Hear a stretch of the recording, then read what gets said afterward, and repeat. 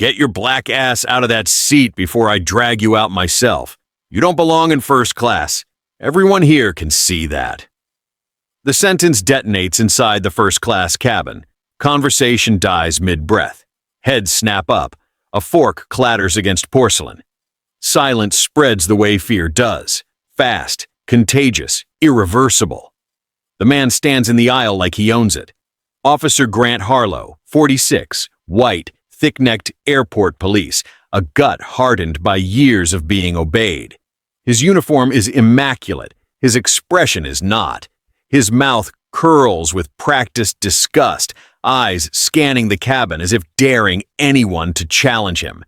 He points directly at her. "Yeah, you," he snarls. "Don't sit there pretending this is normal. People like you don't just end up in first class." A woman gasps softly. Someone mutters, "Jesus." She looks up. Naomi Brooks, 38, black woman, medium brown skin, posture upright but relaxed, dressed simply. Dark slacks, neutral blouse, no visible status symbols. Her face carries no panic, no apology, just attention, awareness, control. "I'm in my assigned seat," Naomi says calmly, lifting her boarding pass. "This is a commercial airline, not a private club." Harlow lets out a laugh, low, ugly, meant to humiliate. "Assigned?" he mocks loudly. "You expect me to believe that? I've seen this scam 1,000 times. Fake upgrades, borrowed tickets, sneaking past the gate like nobody's watching." He steps closer, deliberately crossing the line of personal space. "You really think a seat like this is meant for you?" he continues. "Look around. This isn't a city bus. This is first class, executives, investors, people who earn it." Phones start to rise, quietly, hesitantly. Naomi meets his eyes. "I paid for this seat," she says evenly. "And per airline policy, I'm entitled to remain here." That word, entitled, sets him off. "Oh no," Harlow snaps, raising his voice so the entire cabin hears. "Don't you dare talk to me about entitlement. That's rich. You people always think rules bend for you if you cry discrimination loud enough." A man in a suit shifts uncomfortably. A flight attendant freezes near the galley, eyes darting between the officer and the seat map glowing uselessly on her tablet. Naomi does not move. "Officer," she says, voice steady, "I haven't violated any rule. I'm asserting my passenger rights." Harlow scoffs. "Passenger rights?" He leans down, close enough that she can smell coffee and mint gum. "You don't get rights in my aisle when I say you're a problem." The cabin tightens. No one intervenes. "This is harassment," Naomi says quietly. "Oh, here we go," he sneers. "Harassment. Racism. Let me guess. You want to file a complaint next? You people love paperwork when you don't get your way." A phone camera clicks on audibly now. Harlow straightens, suddenly theatrical. "Ma'am," he announces, voice booming, "you are refusing lawful instructions and creating a disturbance. I am ordering you to vacate this seat immediately." Naomi remains seated. She folds her hands in her lap. "I'm not refusing," she says. "You're escalating."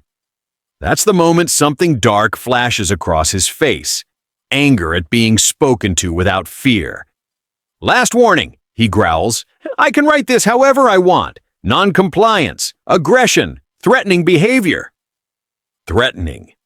The word hangs absurdly in the air. A woman whispers, "She's not doing anything." Harlow snaps his head toward her. "Mind your business unless you want a problem too." Then back to Naomi. "You should have stayed where you belong," he mutters. "This would have been easier." Naomi looks past him, at the silent passengers, the unmoving crew, the system choosing comfort over courage. She nods once. "Do what you think you need to do," she says. The calm unnerves him. "Gladly." He reaches for his radio, voice smoothing into official cadence. "Dispatch. I've got a disruptive passenger in first class. Claims she has the right to be here. Claims." The flight attendant finally steps forward, trembling.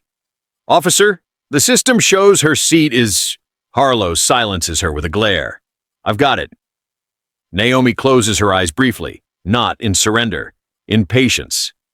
Better is one slow to anger than a mighty warrior, and one who rules their spirit than one who takes a city.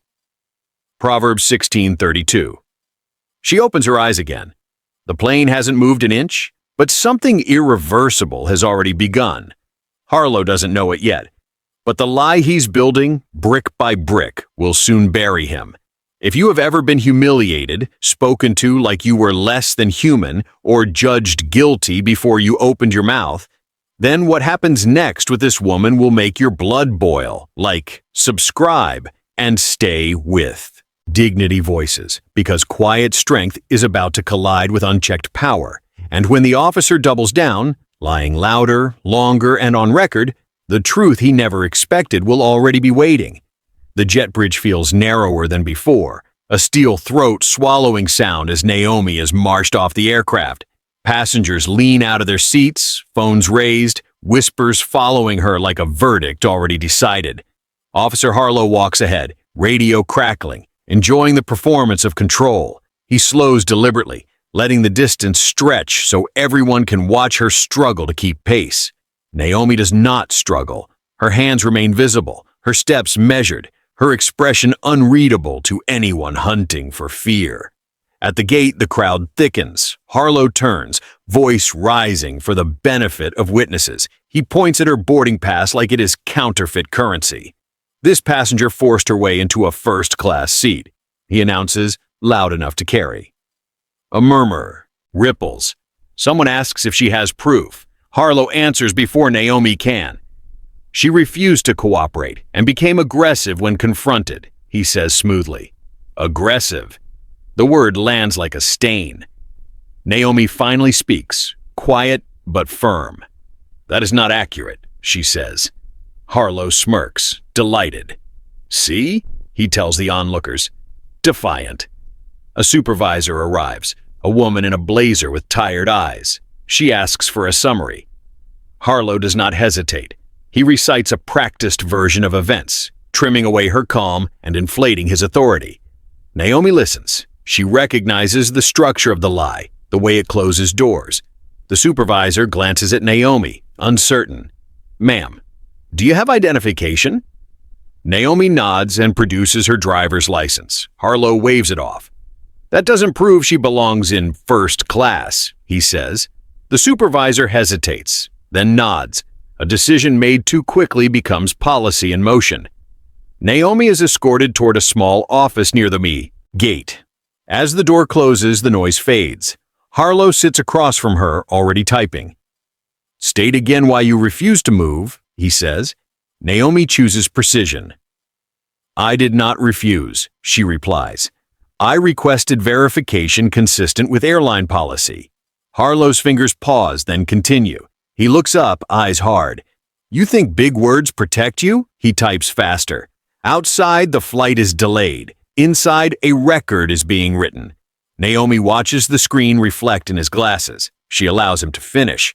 When he finally slides the report forward, his smile is thin. Sign. He says.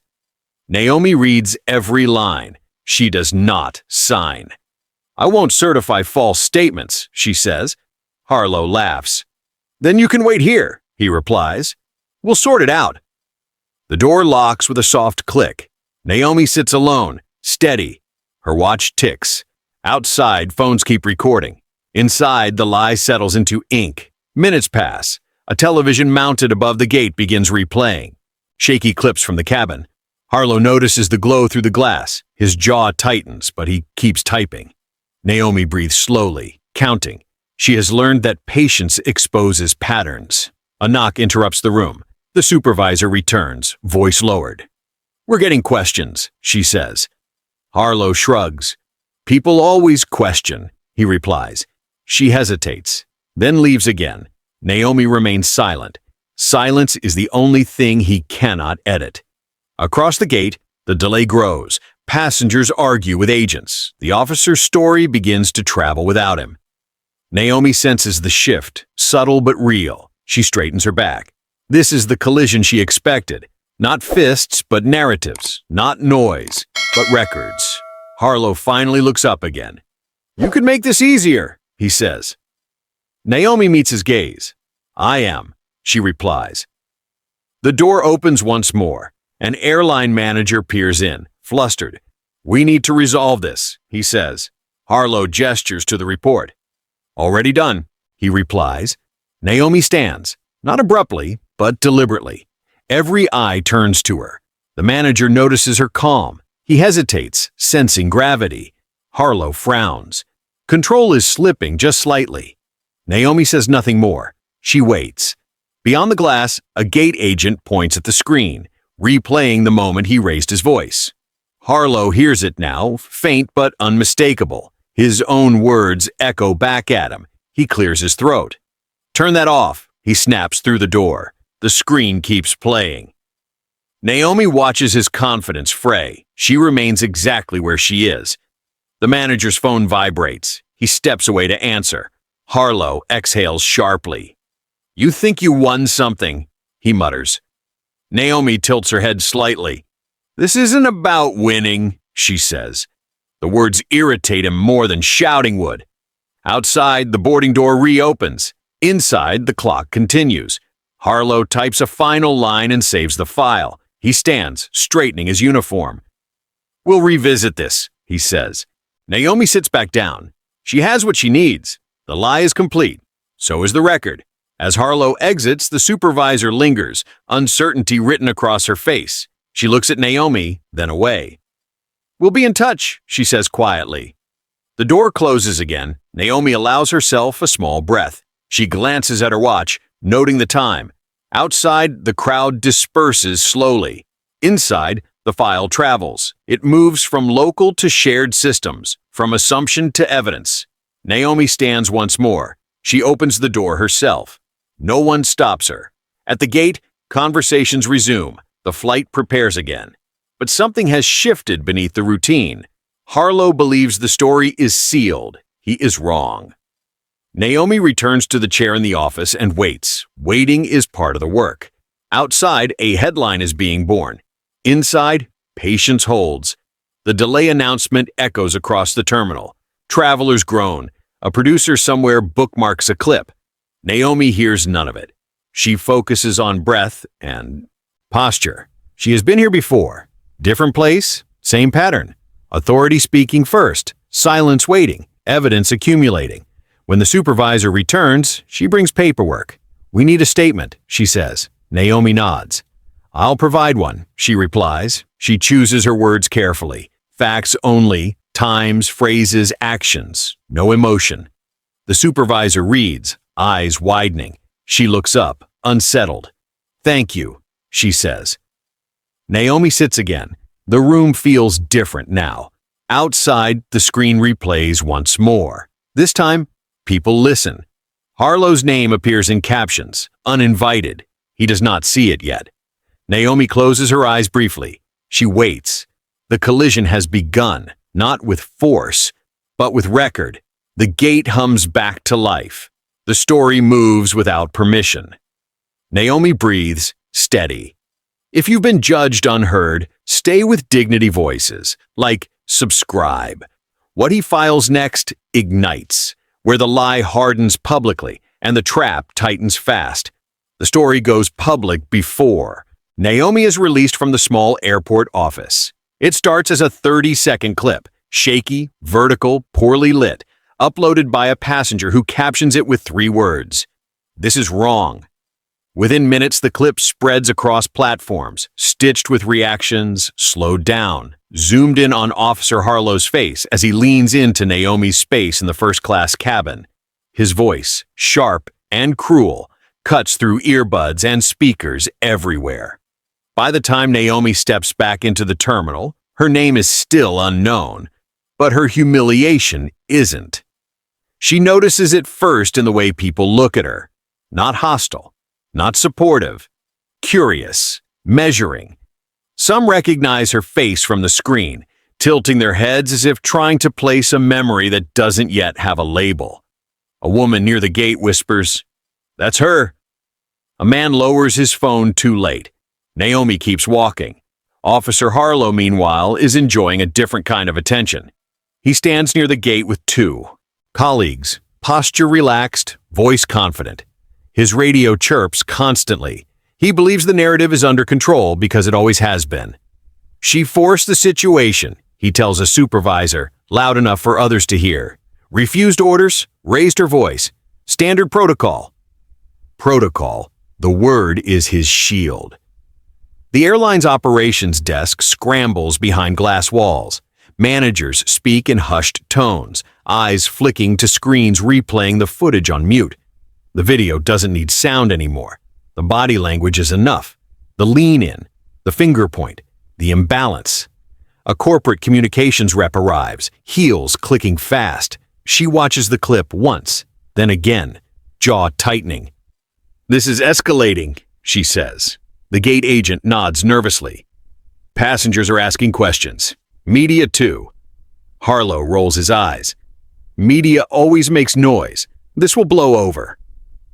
Naomi sits alone in a row of chairs near the window, the runway stretching beyond her like a long breath. She feels the weight now, not of fear, but of exposure. This is the moment she knows well, when truth is visible but unnamed, when the crowd senses injustice but doesn't yet understand its shape. A young man approaches her hesitantly. Ma'am, are you okay? She meets his eyes. I am, she says, and she means it. Across the terminal, a news alert pings on multiple phones at once. Passenger removed from flight after confrontation with airport police. The headline is neutral. The comments are not. Some defend the officer reflexively. Others question why he escalated. The clip loops again and again, each replay stripping away context Harlow thought he controlled. The airline's legal team joins the call. They don't talk about optics. They talk about corporate negligence, about whether crew members followed de-escalation procedures, about why no supervisor intervened sooner, about how a delay in action can become liability. Every paused frame becomes a question mark. Naomi hears none of this directly, but she feels the shift. The air around her changes as if pressure is building behind glass. Harlow is pulled aside by a higher-ranking officer. The tone is quieter now. Did you call for backup? The officer asks. Didn't need it? Harlow replies. Why did you raise your voice? Harlow shrugs. Compliance. The officer glances at the screen again. He doesn't answer. Naomi watches a flight attendant she recognizes from the cabin sit down nearby, hands shaking. The attendant avoids her eyes. Guilt moves faster than words. Another alert pings. This one is sharper. A legal analyst on a cable channel freezes the frame where Harlow says, "People like you." The analyst doesn't speculate. He simply asks what those words usually signal in court. The phrase legal accountability appears in bold beneath the screen. Naomi closes her eyes for a moment, not to escape, but to anchor herself. For the Lord loves justice and will not abandon his faithful ones. Psalm 37:28. The verse steadies her breathing. Justice, she knows, is rarely loud at first. It begins with record. The airline manager returns, sweat visible now. Ma'am, he says carefully, we're reviewing the incident. Naomi nods. As you should. His phone buzzes again. He winces. We'll need a formal statement. I've already provided one, Naomi replies. Facts only. He studies her, noticing her calm for the first time. Thank you, he says, unsure why he means it. Across the terminal, Harlow's confidence frays. He notices his name circulating without his consent, his voice detached from his intent. A colleague murmurs, Man, that doesn't look good. Harlow snaps back. It's out of context. But context is exactly what the footage provides. A second video surfaces, clearer, longer. It captures Naomi's silence, her stillness, the way she never rises from her seat even as his voice climbs. The contrast is devastating. Passengers begin to applaud softly near the window when the replay ends. Not loudly, not enough to draw security, just enough to be felt. Naomi hears it and looks up, surprised. She meets a few eyes. They nod, embarrassed at their earlier silence. Harlow turns toward the sound. His face reddens. "That's enough," he barks. "Clear the area." No one moves. The supervisor steps in quickly, gesturing for Harlow to lower his voice. "We're handling it," she says. "Handling it." Naomi knows that phrase too. It often means burying things gently, but this time the system is already watching itself. The airline announces another delay. Groans ripple, but no one leaves. People want to see how this ends, even if they don't know why. Naomi sits back, hands folded.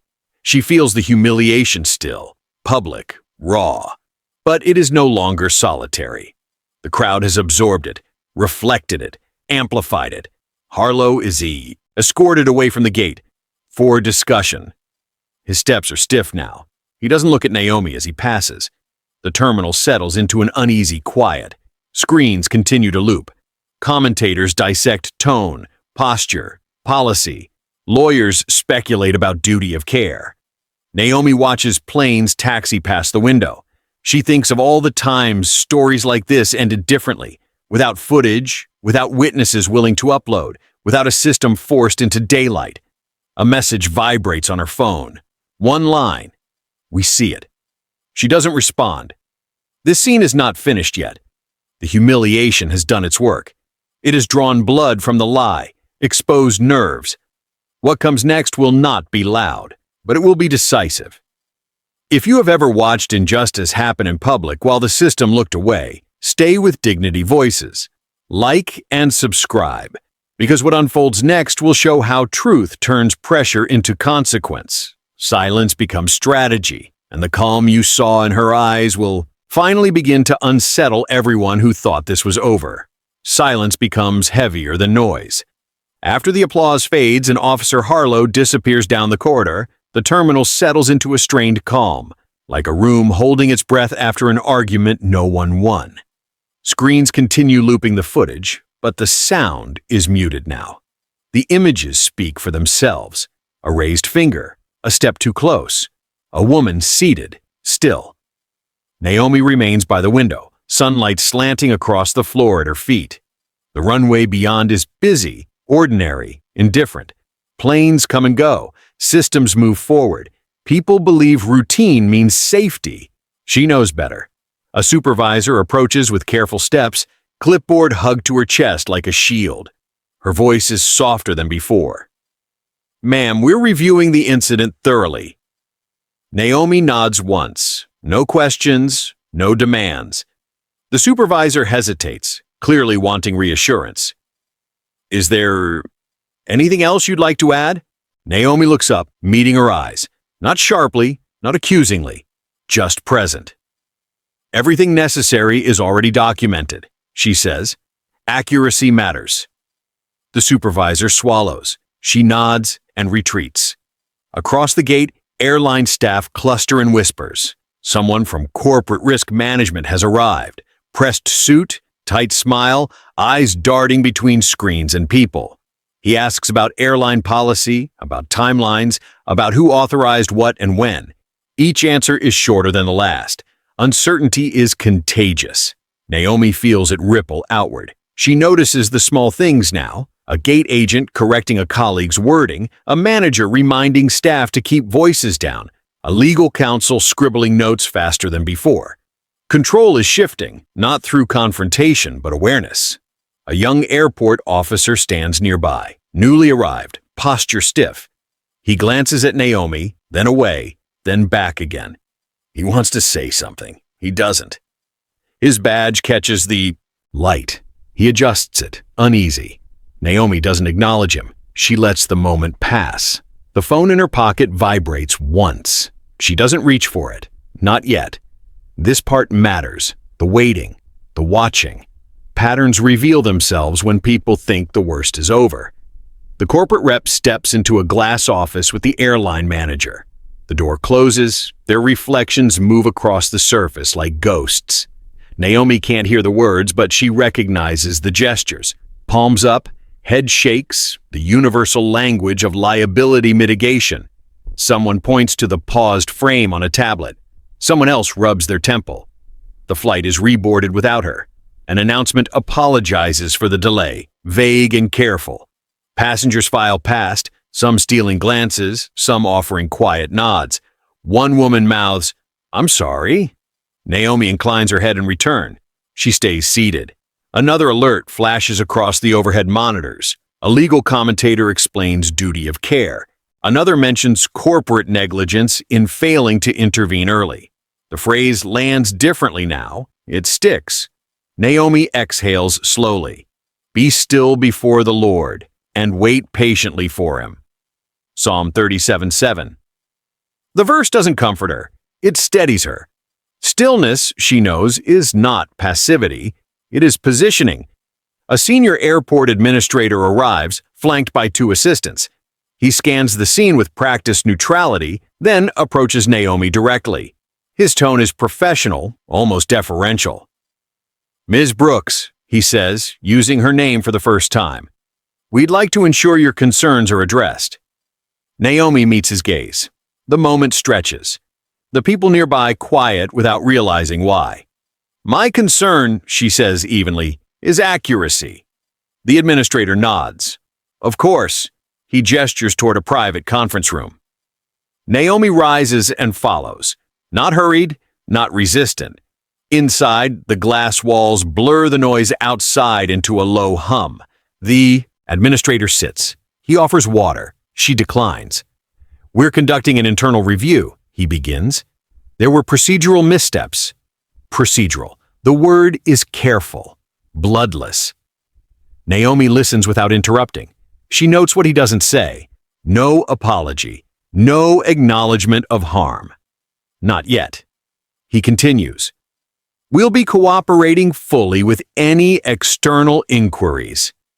Naomi's eyes flick briefly to the tablet on the table, where the paused video still shows Harlow's finger inches from her face. She looks back to the administrator.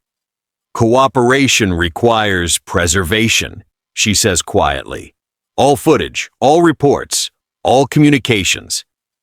The administrator's jaw tightens for a fraction of a second. "We're preserving everything," he assures her. She nods. She has heard that promise before. She also knows what follows if it's broken. Outside the room, Harlow's name appears again on a screen, this time beneath a headline speculating about prior complaints. The administrator notices her glance and follows it. He looks back at Naomi, suddenly aware that she sees the whole board, not just the piece in front of him. The meeting ends without resolution. That, too, is a signal. Naomi returns to the gate. The terminal has thinned. The adrenaline has burned off, leaving behind a quiet vigilance. Staff move with exaggerated politeness now, as if courtesy might erase what's already recorded. Her phone vibrates again. She checks it this time. One message, one sentence. "Proceed when ready." She slips the phone away. The young officer from earlier approaches at last. His voice is low. "Ma'am," he says, "I just wanted to say, I saw the video." Naomi looks at him. He swallows. "It wasn't right." She holds his gaze for a moment, then nods. "Truth travels," she says. "Decide how you'll meet it." He stands there as she turns back toward the window. Outside, a plane lifts off, wheels leaving the ground. With a soft, inevitable grace, Naomi watches it rise until it disappears into cloud. The system believes the worst has passed. It thinks the story will fade into the endless scroll of outrage. It does not yet understand that silence has teeth. Naomi adjusts her watch. She has allowed the record to form. She has allowed the lie to settle. The next movement will not be hers alone. It will be the system answering itself. The silence doesn't break. It thickens. The terminal looks almost ordinary again. Coffee carts rolling, boarding announcements chiming softly, travelers resuming the theater of normal life. That's what makes the moment so dangerous. This is where lies usually survive. When attention fades, when systems exhale and move on. Naomi knows this phase well. Officer Harlow believes it too. He returns to the gate area with a forced calm, uniform pressed, posture rigid, jaw clenched just enough to suggest control. The earlier confidence has been replaced by something sharper, defensiveness disguised as professionalism. He speaks quietly now, pulling a supervisor aside. "They're overreacting," he mutters. "This will cool off." The supervisor doesn't answer right away. She's watching her phone. So is the airline manager. So is the corporate risk officer who hasn't left since scene 4. Naomi remains seated by the window, hands folded, gaze outward. She looks exactly as she did before the confrontation. No visible power, no urgency. That is what unsettles them most. The first real shift happens without drama. A man in a dark suit approaches the gate desk, not airline staff, not airport police. He doesn't raise his voice. He doesn't need to. He shows credentials briefly, too quickly for passengers to read, but long enough for managers to recognize the seal. The airline manager stiffens. "Yes, of course," he says. "Right away." Harlow notices the change in posture before he understands it. He turns, scanning faces, instincts sharpening. Something is wrong. The man in the suit speaks to the supervisor quietly. She pales. Her eyes flick, once, involuntarily, toward Naomi. That's when the terminal truly goes still. Harlow follows the glance. He looks at Naomi again, really looks this time. Not as a problem, not as a seat dispute, but as a variable he failed to identify. The calm he mocked earlier now reads differently. Too controlled, too precise. He frowns. Naomi feels the moment arrive like a pressure change. She doesn't move. She doesn't look at him. She allows the system to do what it was built to do, when forced. The man in the suit turns toward her and speaks clearly, not loudly. "Ms. Brooks," he says, "we're ready." The use of her name lands like a dropped tray. Heads turn. Phones lift again, slower this time. Harlow's stomach tightens. Naomi stands, not abruptly, not dramatically. She rises with the same composure she's held since the beginning, smoothing her jacket, adjusting her watch. The simple gesture feels ceremonial now, though she does nothing to make it so. She faces the man in the suit and nods once. Then she turns to Harlow. He straightens instinctively, authority reflex kicking in. "What's this about?" he demands. "If this is some kind of stunt..." Naomi meets his eyes. Her voice is calm, almost gentle. "This is about accuracy," she says. Harlow scoffs. "You again? You don't get special treatment because the internet's upset." The man in the suit steps forward. "Officer Harlow," he says evenly, "this isn't about the internet." Harlow bristles. "And you are?" The man produces his credentials again, this time slower. "I'm with Federal Oversight," he says, "and she's a supervisory special agent assigned to an active investigation involving airport police misconduct." The words don't explode. They drain the room. Sound seems to retreat. A gate announcement dies, mid-syllable. Someone drops a phone. The airline manager's mouth opens slightly, then closes.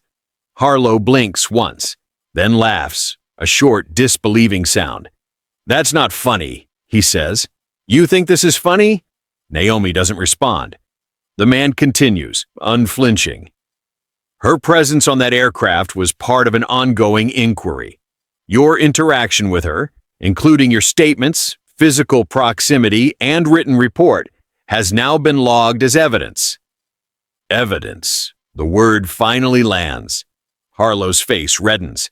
"This is bullshit," he snaps. "She never said..." "I didn't need to," Naomi says quietly. Every eye snaps to her.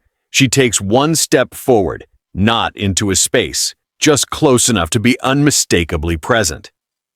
"I wasn't there to correct you," she continues. "I was there to observe you." Harlow's breath shortens. "You set me up." Naomi shakes her head once. "No," she says. "You continued." A murmur ripples. Through the terminal. Not applause this time. Awe. Horror. Recognition. The supervisor looks at Harlow like she's seeing him for the first time. The airline manager rubs his forehead. The corporate rep stares at the floor, already calculating statements and settlements. Harlow tries to recover, grasping for authority. You can't just... This isn't how this works. Naomi's gaze doesn't waver.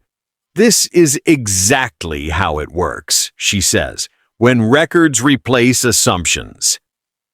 For there is nothing concealed that will not be disclosed, or hidden that will not be made known. Luke 12:2. The verse echoes softly in her mind, not as judgment, but inevitability. The man in the suit gestures subtly to two officers who have appeared nearby, not aggressive, not theatrical. Procedural. Officer Harlow, he says, you're relieved pending review. Please step aside. Harlow looks around, searching for backup, for someone to interrupt this moment. No one does. He looks back at Naomi, fury and disbelief tangled together. You could have stopped this, he hisses. You could have said something. Naomi studies him, not with anger, not with triumph. I did, she says. I told you the truth. You chose not to hear it. He has no answer. As he's escorted away, cameras follow. But Naomi doesn't watch. She turns back toward the window, toward the runway, toward movement and forward motion. The terminal slowly exhales. People whisper now, not in judgment, but recalibration. The story has flipped, clean and irreversible. The airline manager approaches her carefully. Ms. Brooks, he says, voice unsteady. We owe you... Naomi raises a hand gently. Preserve the records, she says. Everything else comes later. He nods quickly. Of course. The man in the suit leans closer. We'll proceed to the next phase, he says. Naomi nods. She sits back down. Not because she's finished, but because she never stood for attention in the first place. If you've ever been underestimated, mislabeled, or silenced by someone who thought authority was the same as truth, like and subscribe to Dignity Voices. Because what you just witnessed is only the reveal. The system responds, swiftly, quietly, and without mercy, as justice moves from exposure to action. The machinery of justice does not roar to life. It clicks. One message becomes three. Three become a secure call. A secure call becomes protocol. Naomi watches it unfold from the same seat by the window where she first endured the lie. Nothing about her posture changes, but the air around her tightens, like a room where decisions are no longer theoretical. The man in the dark suit speaks into a headset, voice low, controlled. Codes are exchanged, names verified, timestamps cross-checked. The language is careful, exact. This is not outrage. This is activation. Across the terminal, Officer Harlow is escorted into a small conference room, not in handcuffs, not in spectacle. That comes later, if it comes at all. For now, he is stripped of something more important. Control. A senior airport administrator arrives, flanked by legal counsel. They don't look at Naomi first. They look at the man with the headset. That alone tells the story. We've been advised to stand down, the administrator says. Good, the man replies. That will make this cleaner. Naomi hears none of the words directly, but she recognizes the shift. The choreography of power has reversed. The system that once protected Harlow is now protecting itself. The airline's legal director joins the cluster, tablet in hand, face pale. She scrolls rapidly. Policies, timelines, internal memos. Each swipe tightens her mouth. We have exposure, she says quietly. Crew failed to intervene. There's a duty of care issue. No one argues. This is no longer about one officer. It's about systems under light. Naomi's phone vibrates once more. She reads the message this time. Proceeding. Stand by. She locks the screen. At the far end of the terminal, Harlow raises his voice behind closed glass. His gestures are sharp, agitated. He points at his chest, then at the door, then at someone unseen. The gestures mean nothing now. There is no audience to perform for. The supervisor who once nodded along to his report sits across from him, hands folded, eyes lowered. She is being asked questions she cannot dodge. Did you verify the boarding pass? No. Did you check the seat manifest? No. Why not? Silence. Outside the room, a federal investigator records notes. Facts only. No adjectives. No speculation. Harlow's earlier words are replayed, not to shame him, but to match them against reality. They do not align. Naomi senses movement behind her and turns. The airline manager approaches, flanked by a communications officer. "We've issued a preliminary statement," he says. Neutral, non-admitting. Naomi regards him calmly. "Preserve everything," she repeats. "Neutrality doesn't erase timelines." He nods, chastened. "Understood." The communications officer hesitates. There's pressure to apologize. Naomi's voice is steady. "Apologies without correction are noise." The officer absorbs this, realizing she isn't speaking as a victim, but as someone fluent in consequence. A secure elevator opens near the gate.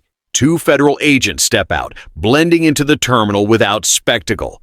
They don't approach Naomi. They don't need to. Their presence is enough. One of them speaks quietly to the man in the suit. A folder is exchanged. Thin, unassuming, devastating.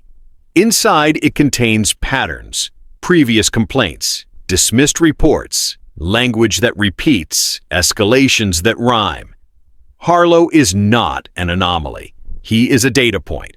The administrator rubs his temples.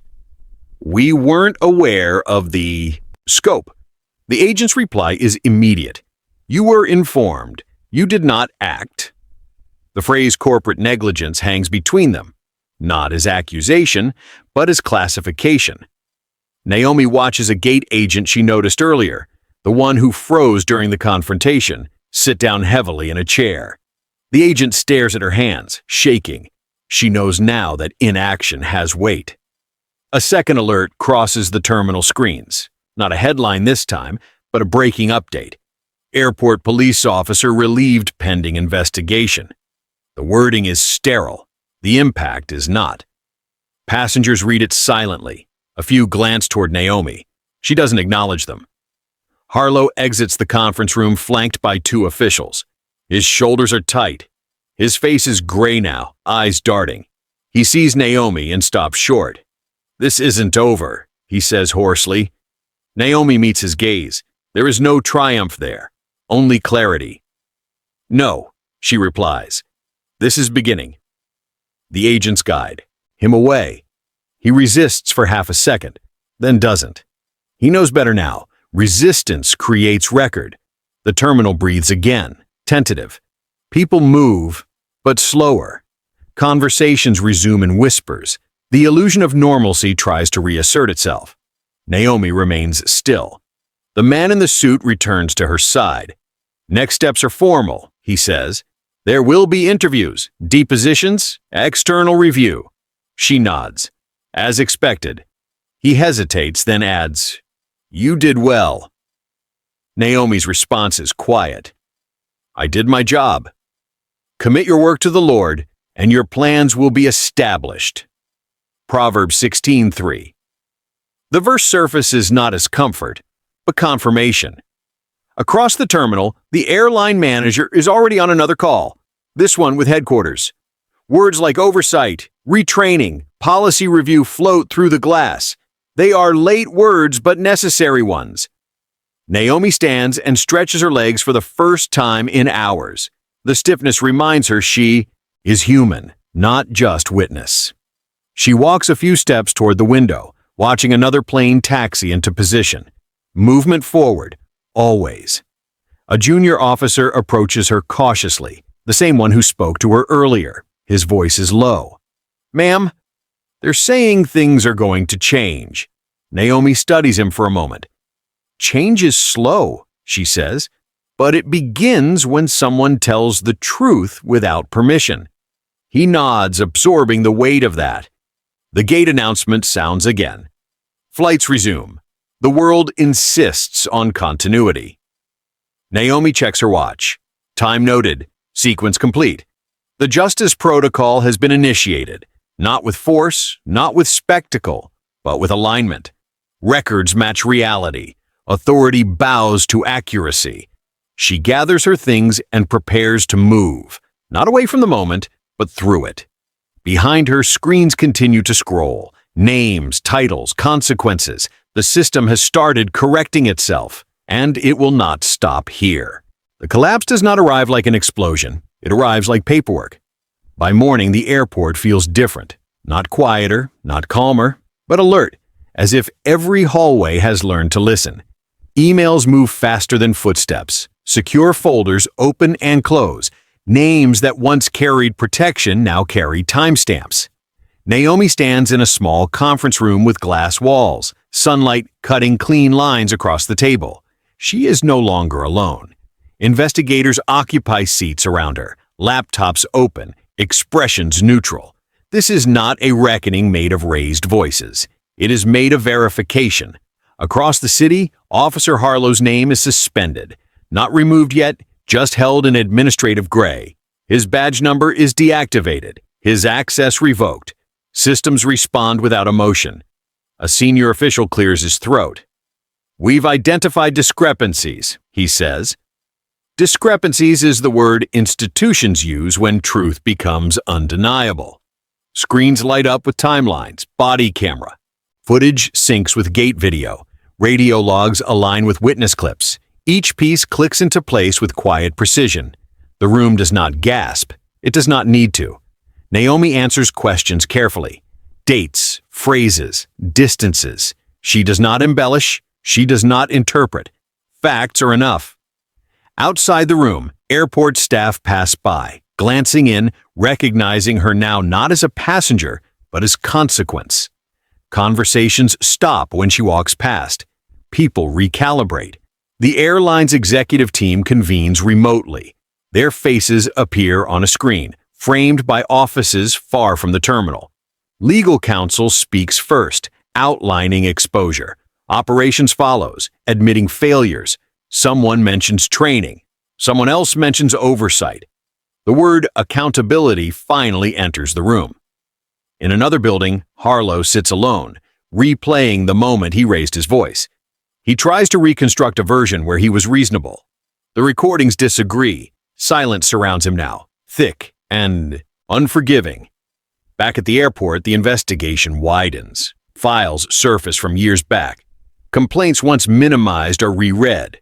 Patterns emerge. Similar language, similar escalation, similar confidence that nothing would happen.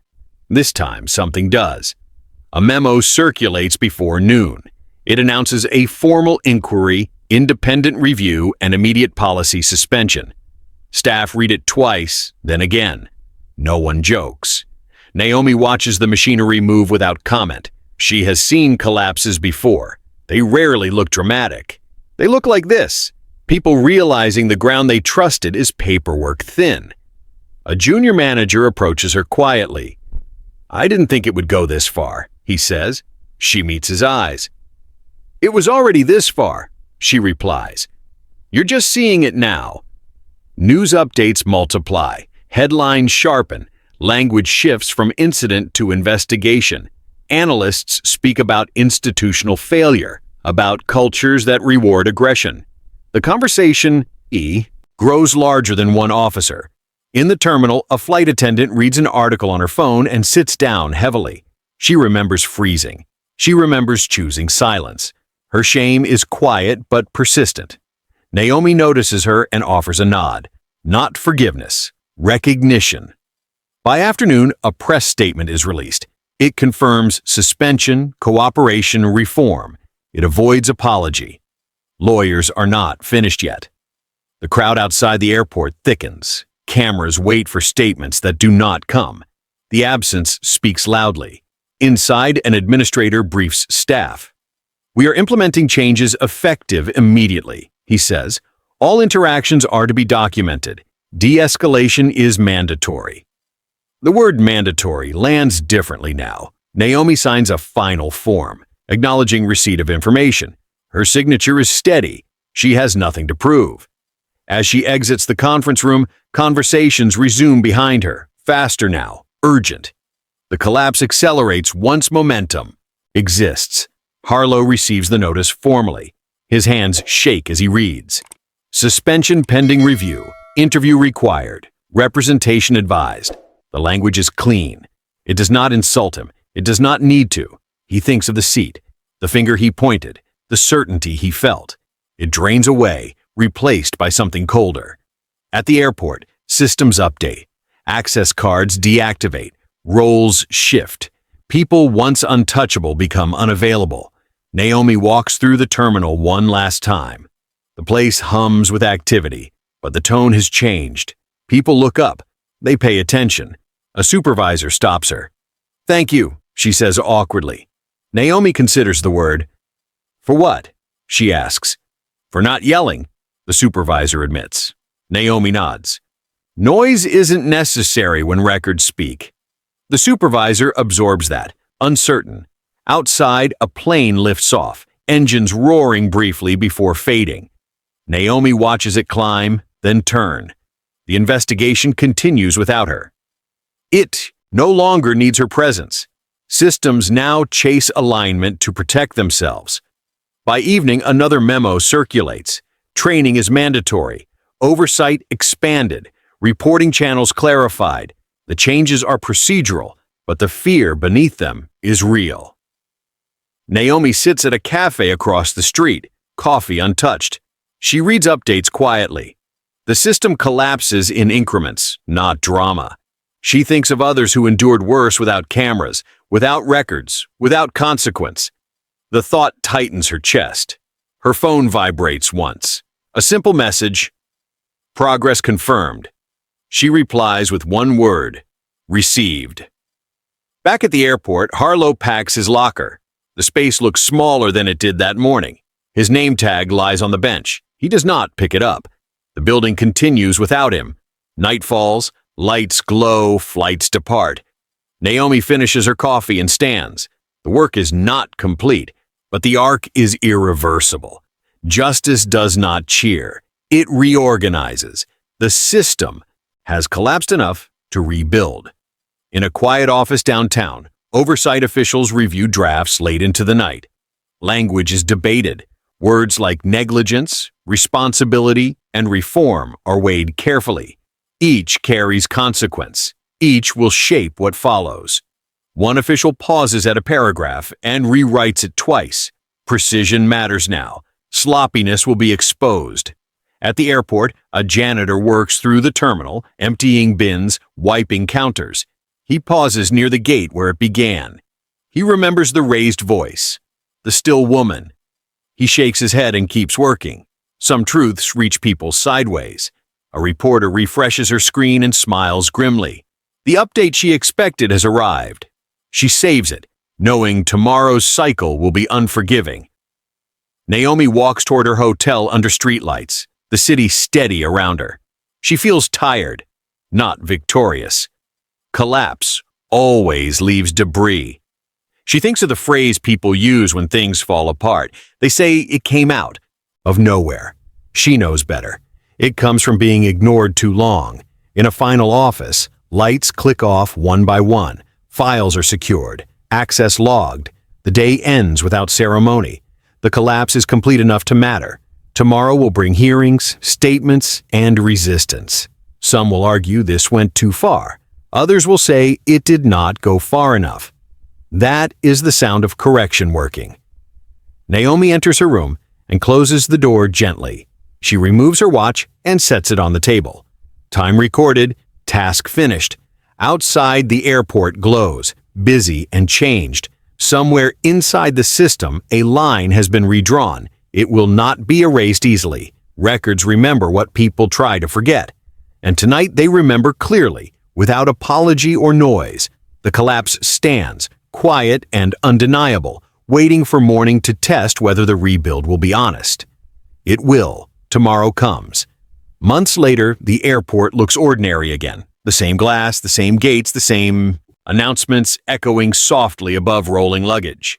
Naomi walks through the terminal without escort, without cameras, without urgency. She wears simple clothes, blends easily, and no one recognizes her now. The system prefers forgetting. She pauses near the window where everything began, watching planes rise and disappear. Justice has already moved on, quietly, methodically, without asking her to witness every consequence. This place no longer needs her presence. She breathes deeply, grounded not in victory, but in closure, humility, and peace earned through patience, truth, endurance. Inside a conference room miles away, signatures dry on a settlement agreement that never mentions her name. Lawyers finalize numbers, policies, timelines, and corrective clauses designed to prevent repetition. An executive apology is drafted, rehearsed, softened, and eventually delivered without spectacle. It acknowledges harm, failure, and responsibility while avoiding excuses. Naomi reads the transcript later, once, then closes the file. Apologies matter, but repair matters more. She understands how reputation management works, how language cushions institutions from collapse. Still, this moment signals something rare, admission forced by record, not outrage. She accepts it quietly, without comment, without need for validation. The airline announces reforms weeks later, careful to frame them as progress, not punishment. Training expands, oversight tightens, and brand accountability becomes a recurring phrase in memos and interviews. Naomi watches the press conference from her living room, volume low, sunlight filling the space. Executives speak earnestly now, their tone measured, their promises precise. She recognizes the shift immediately. This is not remorse. It is survival. Still, survival can lead to change when monitored. She writes notes, timestamps, names, connections. Oversight continues beyond headlines. Systems rarely reform themselves without memory. She becomes that memory, quietly, diligently, without bitterness, without applause. One afternoon, a letter arrives, handwritten, unofficial, from a junior officer she never met. He thanks her for holding steady, for showing restraint where anger was expected. He writes that procedures changed overnight, that supervisors now pause, verify, listen. Naomi folds the letter carefully, feeling the weight of unseen ripples. This is how systems truly shift, not through humiliation, but through example. She whispers a prayer of gratitude, not for vindication, but for influence that travels unseen. The letter joins others in a drawer, proof that courage can be quiet and still matter. She closes it, content to let it. Naomi visits the airport once more, not as an agent, but as a traveler. The gate is quieter now, staff attentive in small ways once overlooked. A supervisor offers help without assumption. She declines politely, appreciating the difference. Near the window, she notices a new placard, explaining passenger rights, clear and unambiguous. It wasn't there before. She smiles faintly. Progress rarely announces itself loudly. It appears in details, in pauses, in verification. Naomi boards her flight without incident, settles into her seat, and looks out as engines hum to life. No one challenges her. No one needs to.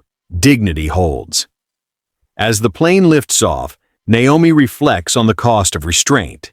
Silence protected her, but it also required endurance. She thinks of others who lacked proof, cameras, or authority, whose stories never corrected themselves. Justice reached this moment through accumulation, not anger. Blessed are those who hunger and thirst for righteousness, for they shall be filled. Matthew 5:6. The verse settles gently. Righteousness is not revenge, it is restoration. Naomi commits to carry that truth forward, knowing systems change when someone refuses to abandon integrity. The clouds part outside, revealing sky. She breathes out, steady and whole. Later, headlines fade, replaced by newer outrage, newer scandals, newer noise. This story, however, leaves architecture. Policies amended, oversight codified, records preserved. Naomi understands that permanence rarely looks dramatic. It looks like boring compliance, enforced daily. She receives confirmation of closure, the investigation complete. The findings sustained. There is no celebration, only acknowledgement. She deletes the final email, trusting that memory now lives elsewhere. The work moves beyond her, into systems designed to resist abuse. That is enough. She turns toward the future, resolved to remain unseen when possible, visible when necessary. Balance matters. Quiet strength endures. Always, always, always. The season closes with an executive apology aired briefly on evening news. Naomi waits only a moment. Words are measured, regret expressed, responsibility claimed. The camera cuts away quickly. She turns it off. Apologies mark endings, but accountability marks beginnings. She journals the lesson. Truth requires patience. Power requires restraint. Faith requires trust. The Lord delights in justice and does not forsake his saints. Psalm 37:28. The verse anchors her. Justice delights, but it also demands stewardship. Naomi accepts that calling, quietly, fully, without resentment, without fear. Her work continues, guided by conscience, evidence, and grace, always forward. Months later, she receives notice of a finalized settlement agreement, its terms confidential, its impact public. Funding allocated, oversight expanded, reporting clarified. The agreement is not victory, but correction. Naomi files it away, knowing documents outlast outrage. She steps outside, sunlight warming her face. The world moves on, unaware of the alignment beneath routine. This is how justice survives, quietly, persistently, beyond applause. She whispers thanks to God, not for triumph, but for endurance granted when it mattered. Her steps are light, unburdened by the need to prove anything. Truth stands, systems adjust, grace remains. She walks forward, steady, grounded, free. This story ends without spectacle. No final confrontation, no raised voice, only alignment. If you have ever been underestimated, humiliated, or silenced, remember this. Dignity does not shout. It endures. If this story moved you, call to subscribe and stay with Dignity Voices for stories where faith meets justice. I believe God's word teaches us that restraint is strength, truth is shield, and grace completes what law begins. Carry that lesson with you. Speak when needed. Wait when wise. Trust the record. Justice lands softly. It always has. It always will. Thank you for walking this journey. Until next time.